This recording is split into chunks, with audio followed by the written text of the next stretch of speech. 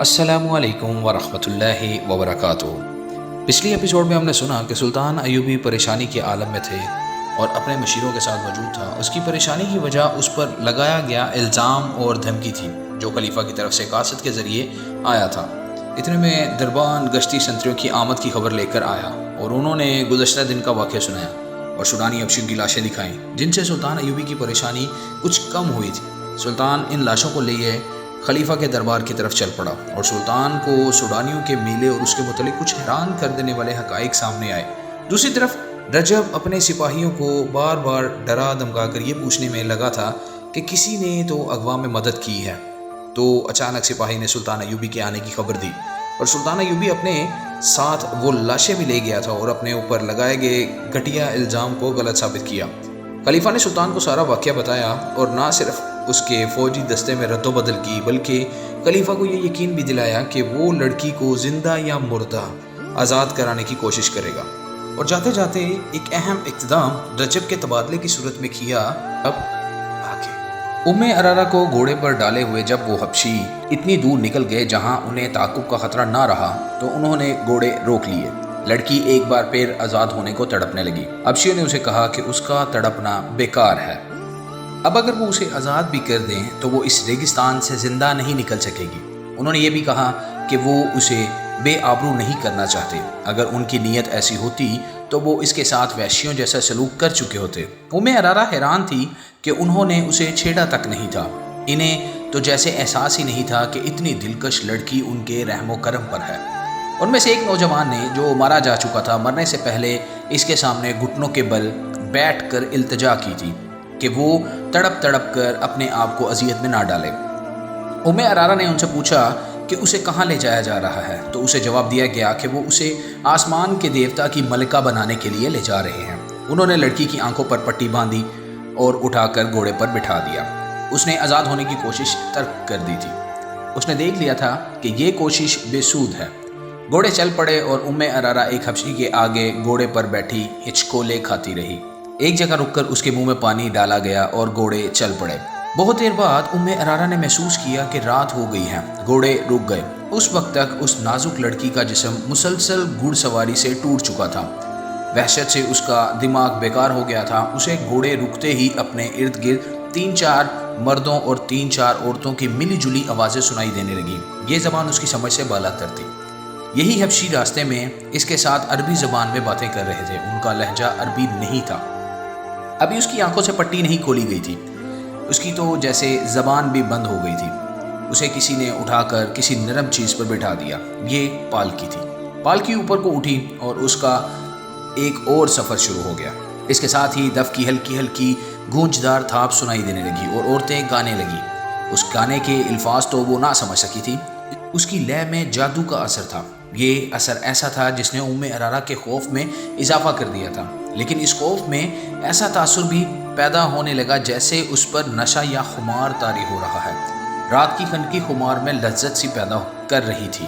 ارارا نے یہ چاہتے ہوئے کہ وہ پالکی سے کود جائے اور بھاگ اٹھے اور یہ لوگ اسے جان سے مار دیں، اس نے ایسی جرت نہ کی۔ وہ محسوس کر رہی تھی کہ وہ ان انسانوں کے قبضے میں نہیں بلکہ کوئی اور ہی طاقت ہے جس نے اس پر قابو پا لیا ہے اور اب وہ اپنی مرضی سے کوئی حرکت نہیں کر سکے گی۔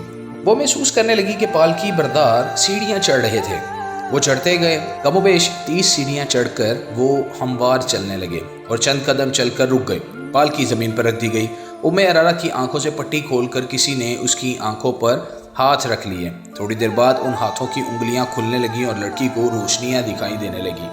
آہستہ آہستہ ہاتھ اس کی آنکھوں سے ہٹ گئے۔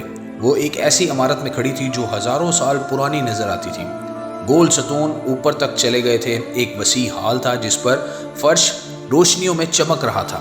دیواروں کے ساتھ ڈنڈے سے لگے ہوئے تھے اور ڈنڈوں کے سروں پر مشلیں تھیں۔ اندر کی فضا میں ایسی خوشبو تھی جس کی مہک اس کے لیے نئی تھی۔ دف کی ہلکی ہلکی تھاپ اور عورتوں کے گیت اسے سنائی دے رہے تھے۔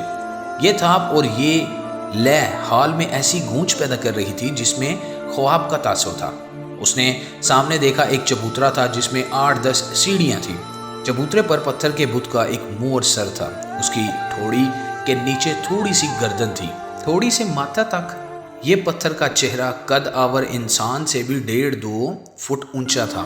मुंह खुला हुआ था जो इतना चौड़ा था कि एक आदमी ज़रा सा झुक कर इसमें दाखिल हो सकता था। मुंह में सफ़ेद दांत भी थे, यूँ लगता था जैसे ये चेहरा कहकहा लगा रहा हो। उसके दोनों कानों से डंडे निकले हुए थे जिनके बाहर वाले सरों पर मछलियाँ जल रही थीं। अचानक उसकी आंखें जो कमोबेश गज गज भर चौड़ी थीं चमकने लगीं, इनसे रोशनियाँ फूटने लगीं। औरतों के गीत की लय बदल गई। दफ की ताप में जोश पैदा हो गया। पत्थर के मुंह के अंदर रोशनी हो गई। लंबे लंबे सफ़ेद चूगे पहने हुए दो आदमी झुककर मुंह से बाहर आए। मुंह के आगे 3 सीढ़ियाँ थीं। इन आदमियों के रंग स्याह और सरों पर परिंदों के लंबे लंबे और रंगारंग पर बंधे हुए थे। मुंह से बाहर आकर एक दाएं तरफ और एक बाएं तरफ खड़ा हो गया। बाद में पत्थर के मुंह से एक और आदमी नमूदार हुआ। वो भी झुककर बाहर आया। वो जरा बूढ़ा लगता था। उसका चोगा सुर्ख रंग का था और उसके सर पर ताज था। एक सांप जो मसनूई था उसके दाएं कंधे पर कुंडली मारे और फन फैलाए बैठा था और एक बाएं कंधे पर। दोनों सांपों के रंग स्याह थे। उम्मे अरारा पर ऐसा रूप तारी हुआ कि वो सुन्न होके खड़ी रही। ये आदमी जो इस कबीले का मजहबी पेशवा था चबूतरे की सीढ़ियाँ उतर आया। वो आहिस्ता आहिस्ता उम्मे अरारा तक आया और दोनों घुटने फर्श पर रखकर उसने लड़की के दोनों हाथ अपने हाथों में लेकर चूम लिए। उसने लड़की से अरबी ज़बान में कहा, तुम हो वो खुशनसीब लड़की जिसे मेरे देवता ने पसंद किया है। हम तुम्हें मुबारकबाद पेश करते हैं। उम्मे अरारा बेदार हो गई। उसने रोते हुए कहा, मैं किसी देवता को नहीं मानती। अगर तुम देवताओं को मानते हो तो मैं तुम्हें उन्हीं का वास्ता देकर कहती हूँ कि मुझे छोड़ दो। मुझे यहाँ क्यों लाए हो? यहाँ जो भी आती है यही कहती है, प्रोहत ने कहा। लेकिन उस पर इस मुकद्दस जगह का राज खुलता है तो कहती है कि मैं यहाँ से जाना नहीं चाहती। मैं जानता हूँ कि तुम मुसलमानों के खलीफा की महबूबा हो, मगर जिसने तुम्हें पसंद किया है उसके आगे दुनिया के खलीफा और आसमानों के फरिश्ते सजदे करते हैं। तुम जन्नत में आ गई हो। उसने चूगे के अंदर से एक फूल निकाला और उम्मे अरारा की नाक के साथ लगा दिया। उम्मे अरारा हरम की शहजादी थी। उसने ऐसे ऐसे अतर सूंघे थे जो उस जैसी शहजादियों के सिवा और कोई ख्वाब में भी नहीं सूंघ सकता। मगर इस फूल की बू उसके लिए अनोखी थी। ये बू उसकी रूह तक उतर गई। उसकी सोचों का रंग ही बदल गया। उसके नज़रों के जाविये बदल गए। प्रोहत ने कहा, ये देवता का तोहफा है, और उसने फूल उसकी नाक से हटा लिया। उम्मे अरारा ने हाथ आहिस्ता आहिस्ता आगे किया और प्रोहत का फूल वाला हाथ पकड़कर अपनी नाक के करीब ले आई। फूल सूंघकर खुमार आलूदा आवाज़ में बोली, कितना दिलनशी तोहफा है, आप ये मुझे दे देंगे? नहीं। क्या तुमने तोहफा कबूल कर लिया है? प्रोहत ने पूछा। उसके होंठों पर मुस्कुराहट थी। हाँ, उम्मे अरारा ने जवाब दिया, मैंने ये तोहफा कबूल कर लिया है। उसने फूल को एक बार फिर सूंघा और उसकी आंखें बंद कर ली, जैसे उसकी महक को अपने वजूद में जज़ब करने की कोशिश कर रही हो। देवता ने भी तुम्हें कबूल कर लिया है, प्रोहत ने कहा और पूछा, तुम अब तक कहाँ थी? लड़की सोच में पड़ गई, जैसे कुछ याद करने की कोशिश कर रही हो। सर हिलाकर बोली, मैं यहीं थी। नहीं, मैं एक और जगह थी। मुझे याद नहीं कि मैं कहाँ थी। तुम्हें यहाँ कौन लाया है? कोई भी नहीं, उम्मे अरारा ने जवाब दिया, मैं खुद आई हूँ। तुम घोड़े पर नहीं आई थी? नहीं, लड़की ने जवाब दिया, मैं उड़ती हुई आई हूँ। क्या रास्ते में सहरा और पहाड़ या जंगल और वीराने नहीं थे? नहीं तो, लड़की ने बच्चों की सी शोखी से जवाब दिया, हर तरफ सब्ज़ाज़ार और फूल थे। तुम्हारी आंखों पर किसी ने पट्टी नहीं बांधी थी? पट्टी? नहीं तो, लड़की ने जवाब दिया, मेरी आंखें खुली हुई थी और मैंने रंग बिरंगे परिंदे देखे थे, प्यारे प्यारे परिंदे। प्रोहत ने अपनी ज़बान में बुलंद आवाज़ से कुछ कहा। उम्मे अरारा के अकब से 4 लड़कियां आईं। उन्होंने उसके कपड़े उतार दिए। वो नंगी हो गई। उसने मुस्कुराकर पूछा, देवता मुझे इस हालत में पसंद करेंगे? प्रोहत ने कहा, नहीं, तुम्हें देवता के पसंद किए कपड़े पहनाए जाएंगे। लड़कियों ने उसके कंधों पर चादर सी डाल दी जो इतनी चौड़ी थी कि कंधों से पाँव तक उसका जिस्म मस्तूर हो गया। इस चादर के किनारों पर रंगदार रस्सियों के टुकड़े थे। चादर आगे करके उन टुकड़ों को गांठें दे दी गई और चादर निहायत मौजू चुगा बन गई। उम्मे अरारा के बाल रेशम जैसे मुलायम और स्याही माइल भूरे थे। एक लड़की ने उसके बालों में कंघी करके उसके शानों पर फैला दिया। उसका हुस्न और ज़्यादा बढ़ गया। प्रोहत ने उसे मुस्कुरा कर देखा और घूम कर पत्थर के मुहिब चेहरे की तरफ चल पड़ा। 2 लड़कियों ने उम्मे अरारा के हाथ थाम लिए और प्रोहत के पीछे पीछे चल पड़ी। उम्मे अरारा शहजादियों की तरह चल पड़ी। इसने इधर उधर नहीं देखा कि माहौल कैसा है। उसकी चाल में और ही शान थी। औरतों का राग उसे पहले से ज़्यादा तिलिस्माती और पुरसोज मालूम होने लगा। वो प्रोहत के पीछे हाथ लड़कियों के हाथों पर रखे चबूतरे की सीढ़ियाँ चढ़ने लगी। प्रोहत पत्थर के पहाड़ जैसे चेहरे के मुंह में दाखिल हो गया। उम्मे अरारा भी 3 सीढ़ियां चढ़कर पत्थर के मुंह में झुक कर दाखिल हो गई। दोनों लड़कियां वहीं खड़ी नहीं। उम्मे अरारा का हाथ प्रोहत ने थाम लिया। मुंह की छत इतनी ऊंची थी कि वो सीधे चल रहे थे। हलक में पहुंचे तो आगे सीढ़ियां थी। वो सीढ़ियां उतर गए और एक तय खाना था जहां कंदीलें रोशन थी। इस कमरे में भी महक थी। ये कमरा कुशादा नहीं था, छत ऊंची नहीं थी, इसकी दीवारें और छत दरख्तों के पत्तों और फूलों से ढकी हुई थी। फर्श पर मुलायम घास और घास पर फूल बिछे हुए थे। एक कोने में खुशनुमा सुराही और प्याले रखे थे। रोहित ने सुराही से 2 प्याले भरे, एक उम्मे अरारा को दिया। दोनों ने प्याले होंठों से लगाए और खाली कर दिए।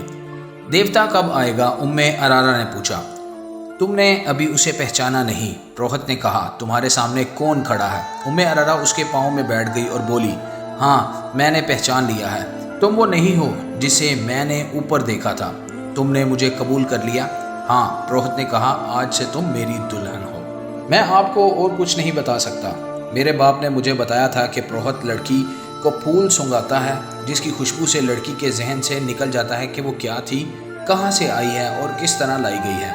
वो प्रोहत की लौंडी बन जाती है और उसे दुनिया की गंदी चीज़ें भी खूबसूरत दिखाई देती हैं। प्रोहत 3 रातें उसे अपने साथ तहखाने में रखता है। ये इंकशाफ उन 5 सूडानी हबशियों में से एक ने अली बिन सुफियान के सामने किया था, जिन्हें उसने खलीफा के मुहाफिज दस्ते में से निकाला था। ये 5 उसी कबीले में से थे जिस कबीले की वो 4 थे, जिन्होंने उम्मे अरारा को अगवा किया था। अपने साथ ले जाकर अली बिन सुफियान ने इन 5 से कहा था कि चूँकि वो इसी कबीले के हैं जो तीसरे साल के आखिर में जश्न मनाता है और वो छुट्टी पर जा रहे थे, इसलिए उन्हें मालूम होगा कि लड़की किस तरह अगवा हुई है। इन 5 ने कहा कि इन्हें अगवा का इल्म ही नहीं। अली बिन सुफियान ने उन्हें ये लालच भी दिया कि वो सच बता देंगे तो उन्हें कोई सज़ा नहीं दी जाएगी। फिर भी वो लाइल्मी का इजहार करते रहे। ये कबीला वहशियाना मिजाज और खूंखारी की वजह से मशहूर था।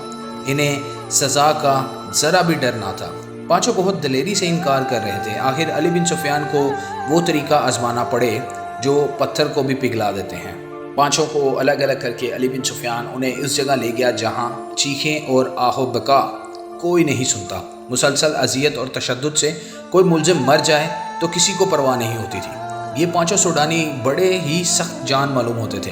वो रात भर अजियतें सहते रहे। अली बिन सुफियान रात भर जागता रहा। आखिर उन्हें इस इम्तिहान में डाला गया जो आखिरी हरबा समझा जाता था। ये था चक्कर शिकंजा। राहट की तरह चौड़े और बहुत बड़े पहिए पर मुलजिम को उल्टा लटाकर हाथ रस्सियों से चक्कर के साथ बांध दिए जाते थे और पाँव टखनों से रस्सियां डालकर फर्श पर गाड़े हुए कीलों से कस दिए जाते थे। पहिए को ज़रा सा आगे चलाया जाता तो मुलजिम के बाजू कंधों से और टांगें कूलों से अलग होने लगती थी। बाजुकात मुलजिम को खींचकर पहिए को एक जगह रोक लिया जाता। असियत का यह तरीका मुलजिमों को बेहोश कर देता था। सहर के वक्त एक अधेड़ उमर हबशी ने अली बिन सुफियान से कहा, मैं सब कुछ जानता हूँ लेकिन देवता के डर से नहीं बताता। देवता मुझे भी बुरी मौत मारेंगे।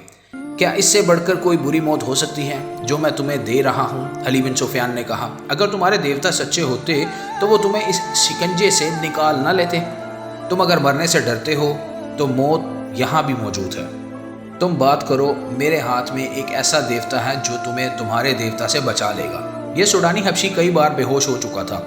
उसे देवता तो नहीं, मौत साफ साफ नजर आ रही थी। अली बिन सुफियान ने उसकी जुबान खोल ली, उसे शिकंजे से खोलकर खिलाया पिलाया और आराम से लेटा दिया। उसने एतराफ़ किया कि उम्मे अरारा को उनके कबीलों के 4 आदमियों ने अगवा किया था। वो चारों छुट्टी चले गए हैं।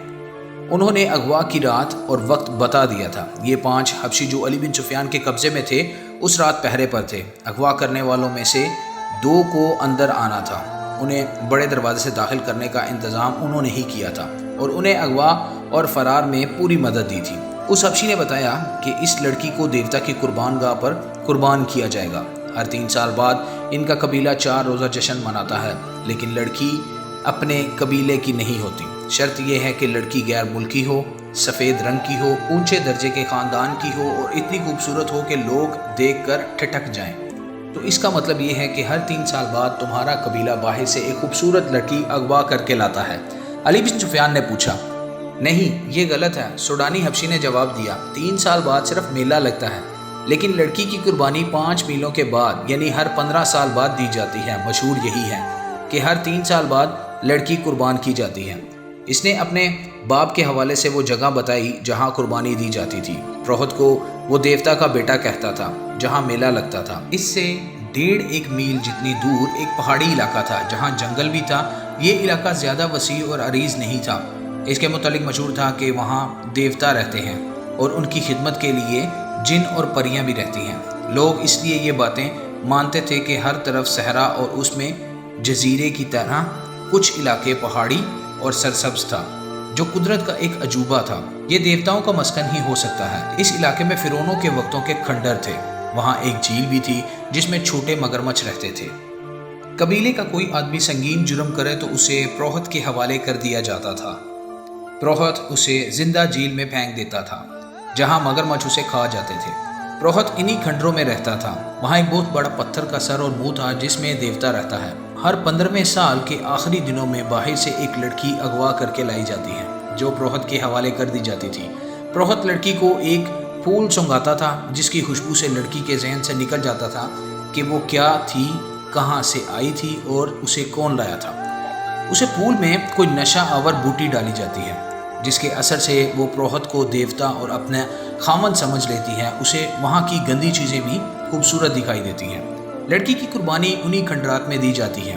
لڑکی کو پروہت تہہ خانے میں اپنے ساتھ رکھتا تھا۔ اس جگہ 4 مرد اور 4 خوبصورت لڑکیاں رہتی تھیں۔ ان کے سوا اور کسی کو پہاڑ کے اندر جانے کی اجازت نہیں تھی۔ لڑکی کو جب قربان گاہ میں لے جایا جاتا ہے تو اس سے احساس ہی نہیں ہوتا تھا کہ اس کی گردن کاٹ دی جائے گی۔ فخر اور خوشی سے مرتی تھی۔ اس کا دھڑ مگرمچھوں کی جھیل میں پھینک دیا جاتا تھا اور بال کاٹ کر قبیلے کے ہر گھر میں تقسیم کر دیے جاتے تھے۔ ان بالوں کو مقدس سمجھا جاتا تھا۔ لڑکی کا سر خشک ہونے کے لیے رکھا جاتا تھا۔ جب گوشت ختم ہو کے صرف کھوپڑی رہ جاتی تھی تو اسے ایک غار میں رکھ دیا جاتا تھا۔ لڑکی کسی کو دکھائی نہیں جاتی تھی۔ 15 سال پورے ہو رہے ہیں اب کہ لڑکی کی قربانی دی جائے گی۔ اس حبشی نے کہا، ہم 9 آدمی مصر کی فوج میں بھرتی ہوئے تھے۔ ہمیں چونکہ نہ ڈر اور وحشی سمجھا جاتا ہے اس لیے ہمیں خلیفہ کے محافظ دستے کے لیے منتخب کر لیا گیا تھا۔ 2 مہینے گزرے، ہم نے اس لڑکی کو دیکھا۔ ایسی خوبصورت لڑکی ہم نے کبھی نہیں دیکھی تھی۔ ہم سب نے فیصلہ کر لیا کہ اس لڑکی کو اٹھا لے جائیں گے اور قربانی کے لیے پیش کریں گے۔ ہمارے ایک ساتھی نے جو کل مارا گیا ہے اپنے گاؤں جا کر قبیلے کے بزرگ کو بتا دیا تھا کہ اس بار قربانی کے لیے لڑکی ہم لائیں گے۔ ہم نے لڑکی کو اغوا کر لیا۔